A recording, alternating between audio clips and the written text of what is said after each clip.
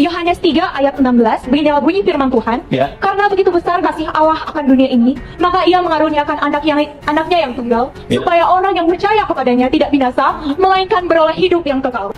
Terkait dengan Isa atau Yesus Kristus, Quran surah 19, suratnya Maryam, di ayat ke-31. Dan telah mengutus aku untuk menjadi penyebar risalah yang terbaik dan membawa berkah kepada siapapun yang aku ajarkan. Mirip ya. Teman-teman, Allah Subhanahu wa taala memberikan satu gambaran yang sangat penting lewat ayat ini dengan mengatakan, "Wa idza ja'ahum amrun minal amni awil khaufi adza'u bih." Ada segelintir masyarakat yang memiliki satu aktivitas yang kontroversial.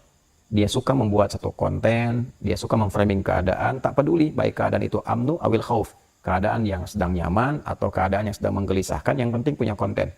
Ya, dan ketika mereka mendapati konten itu, wa idza ja'ahum amrun, ya apabila mereka mendapati peluang itu minal amni awil khauf, baik itu keadaan yang tenang-tenang saja atau sedang menggelisahkan, adza'u bih, mereka segera memframing itu untuk di-broadcast. Ya, adza'u itu dari kata adza'a, akarnya dari kata idza'ah. Ya, idza'ah sekarang diterjemahkan dengan broadcast, ya, atau juga bikin ya upload, ditampilkan bentuk konten dan sebagainya. Kalau dulu bentuknya melalui syair-syair, kalau dulu bentuknya melalui publikasi-publikasi secara manual. Assalamualaikum warahmatullahi wabarakatuh, teman-teman. Setelah saya menonton pernyataan Ustadz Adi Hidayat terkait video viralnya, saya tidak menemukan klarifikasi atau jawaban yang menjelaskan mengapa beliau menyamakan Injil Yohanes dengan surah Maryam ayat 30 dan 31. Penjelasan ini sangat dinantikan agar umat memahami maksud beliau dalam mengaitkan ayat Injil tersebut dengan surah Maryam. Tidak mungkin kita semua datang langsung untuk bertabayun kepada Ustadz Adi Hidayat mengenai hal ini. Seharusnya, klarifikasi tersebut bisa disampaikan dalam video berdurasi 19 menit itu. Video tersebut lebih terkesan menyalahkan pihak lain, padahal Ustadz Adi Hidayat sendiri yang mengaitkan Injil dengan surah Maryam. Yuk kita simak lebih jelas lagi video dari channel Harry Pras. Dan sebelum itu, jangan lupa juga kunjungi channel Harry Pras. Hari ini saya mendapatkan di-share satu video dari Ustadz Adi Hidayat yang dimana beliau ini memberikan klarifikasi atas viralnya video beliau yang di Muhammadiyah Riau itu ya, yang dimana beliau sepanggung dengan orang-orang Nasrani kalau tidak salah, dan di situ beliau memberikan pernyataan sambung ayat. Kalau kita mau menyatakan bahwa Ustadz Adi Hidayat sambung ayat dengan orang kafir, jelas di situ Ustadz Adi Hidayat sambung ayat dengan mereka dari Yohanes pasal 3 ayat ke-16 itu dengan surah Maryam ayat ke-30.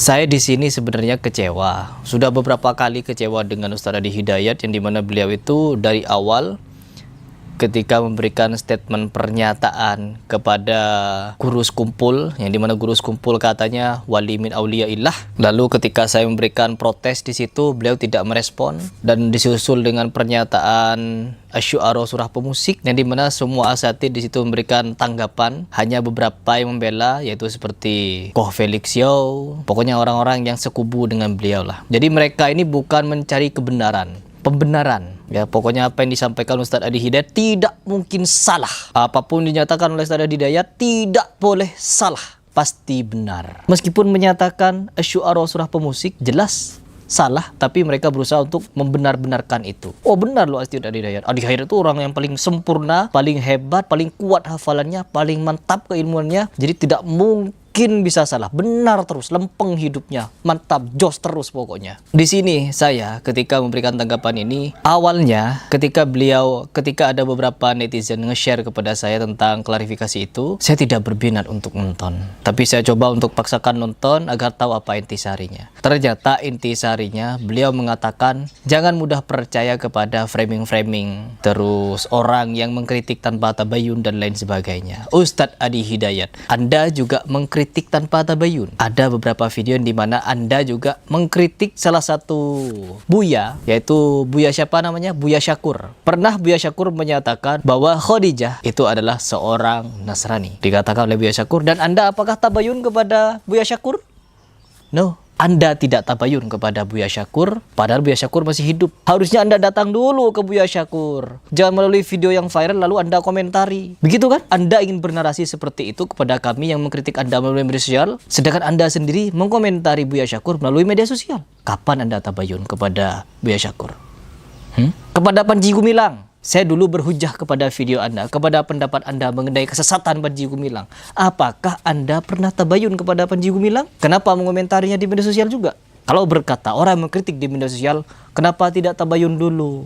Seharusnya Anda sebagai orang yang katanya ahli bahasa Arab, faham apa makna tabayun. Seperti yang disampaikan oleh Kiai Khalil Nafis, bahwa apapun nih, syubhat yang bertebaran di media sosial, boleh untuk dikomentari di media sosial juga, tanpa harus menemui orangnya. Karena apa? Bukti suaranya ada, bukti videonya ada. Kalau sudah ada bukti seperti itu, tidak perlu lagi tabayun-tabayunan, ya. Apalagi bertemu-bertemu nanya langsung begini begitu. Iya, kalau kalian misalkan mendengar kabar burung, seperti saya misalkan, oh Harry Pras masuk Syiah, sedangkan saya tidak pernah bergaul dengan orang Syiah, saya tidak pernah dibaiat orang Syiah, saya tidak pernah memberikan pernyataan kalau saya membela Syiah. Baru kalian tabayun kepada saya. Benar gak kalau Harry Pras masuk Syiah? Begitu, kalau mendengar kabar burung baru tabayun, datangi orangnya. Tapi kalau pernyataan videonya ada, suaranya ada, gambar orangnya ada, suaranya ada, jelas bisa kita dengar, maka dari video itu kita sudah mentabayuninya. Apalagi jelas di situ. Oh, mirip kan? Mirip. Aduh, Yohanes 3 ayat ke-16 dimirip-miripkan dengan Maryam ayat ke-30. Sedangkan mau diterjemahkan dari maknawinya, tidak ada mirip-miripnya. Mau diterjemahkan sampai jungkir balik, gak ada mirip-miripnya. Malah itu menentang Yohanes 3 ayat ke-16 itu. Baca coba Ustadz sampai ke ayat ke-35, yang dimana tidak patutlah Allah dituduh miliki anak. Itu kata surah Maryam ayat ke-35. Kenapa itu tidak dibaca? Takut menyakiti, takut nyenggol, takut apa? Takut membuat orang tersinggung. Dakwah adalah menyinggung. Seandainya Nabi Muhammad berdakwah tanpa menyinggung, maka tidak mungkin beliau diperangi. Itu makna dakwah. Kalau berdakwah, yuk kita sholat tepat waktu, yuk kita pakai hijab, yuk kita bersedekah, yuk kita beramar ma'ruf. Boleh, enak itu, lempeng. Nggak bakal ada singgung-singgungan. Tapi ketika kita membahas tauhid, membahas akidah, apalagi bersinggungan dengan orang di luar Islam, maka harus kuat mental memang. Tapi enggak, bagi ustadz kita yang sangat luar biasa ini, yang tidak pernah salah, anti kritik. Siapa Anda aku anti kritik? Nabi Muhammad SAW saja dikritik. Keempat imam mazhab saja ada yang saling kritik, ada yang bantah-bantahan. Bahkan orang yang sekarang baru lahir sekarang sok mengkritik Ibnu Taimiyah, sok juga mengkritik Syekh bin Baz dan lain sebagainya. Selama orang masih hidup, bahkan sampai mati pun, sudah mati pun, masih dikritik. Lalu siapa Anda tidak mau dikritik?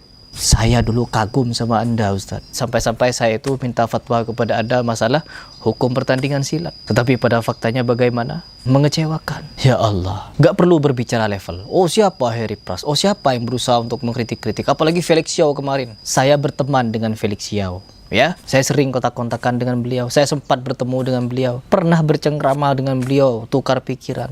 Tapi ketika orang salah ya, kok Felix ya, tidak boleh dibela kok. Anda kemarin bikin video, di video itu Anda itu tidak menjelaskan apa yang dinyatakan oleh Ustaz Adi Hidayat. Menjelaskan tentang Isa dan Yesus. Apa gak ada hubungannya? Ya Allah, ngeri memang ya. Ketika ada seorang tokoh yang dianggap sangat-sangat, incredible, sempurna, nggak boleh dikritik teman-teman, nggak boleh. Kalau perlu mau dipenjarakan. Pokoknya siapapun yang mengkritik orang yang super luar biasa, penjarakan kalau perlu. Kalau perlu bunuh, kalau perlu. Ya. Karena apa? Nggak tahu saya sudah mau komentar apa. Ya Allah. Silahkan pikir sendiri teman-teman. Saya tidak punya banyak komentar. Yang ada hanya ya miris, ya miris. Jadi, setelah menonton video ini, saya merasa ada banyak hal yang perlu kita renungkan bersama. Klarifikasi itu penting, tapi juga harus konsisten dengan tindakan kita. Jangan lupa, siapapun kita, kritik adalah bagian dari proses belajar dan berkembang. Dan bagi yang merasa kecewa atau terganggu, ingatlah bahwa kita semua harus berani menerima kebenaran, meskipun itu tidak selalu sesuai dengan apa yang kita harapkan. Terima kasih sudah menonton, jangan lupa untuk like, share, dan subscribe. Wassalamualaikum warahmatullahi wabarakatuh. Sampai jumpa di video berikutnya.